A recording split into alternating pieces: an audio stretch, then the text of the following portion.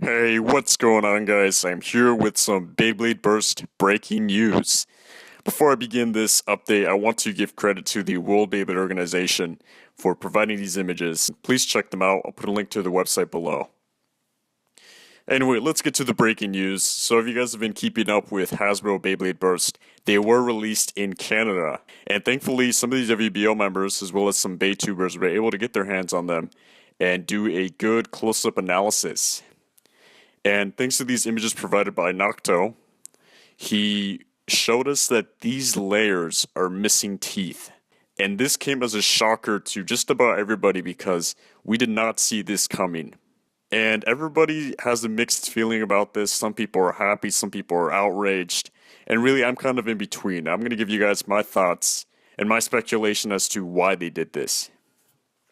Okay, so the first reason I see Hasbro doing this is because durability issues. Now, Takara told me, despite the fact that they reinforced their teeth in the dual layers as well as the original Excalibur, those teeth still wear out over time. So I'm thinking Hasbro got rid of the teeth so that their customers would not be complaining or outraged that their parts would wear out.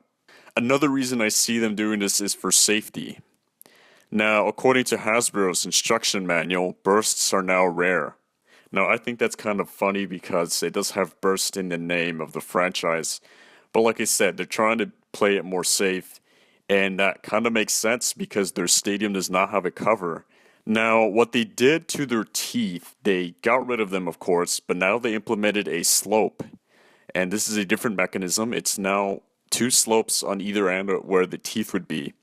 And as it gets hit, it goes below the slope, and once it's done with the slope, it would burst. Now, according to One Sleep for Beyblade, as well as Zenki and others, they said that it's actually fairly hard to burst, and I think that's what Hasbro was aiming for.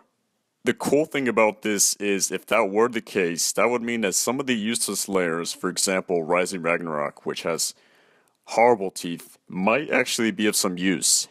That could also mean that there would be no more wear on the original Valkyrie. Now, some people are thinking that this might alter the burst metagame because this is a completely different system, and people are proposing a different system for Hasbro because Hasbro and Kartomi bursts are not cross-compatible, with the exception of the discs. So that would mean that there would be a separate format for Hasbro parts only.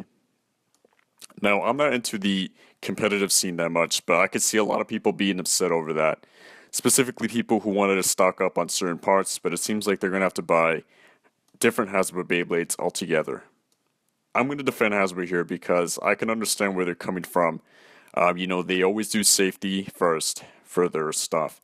And with Burst, they kind of had to work around that, and they did this by implementing this slope design.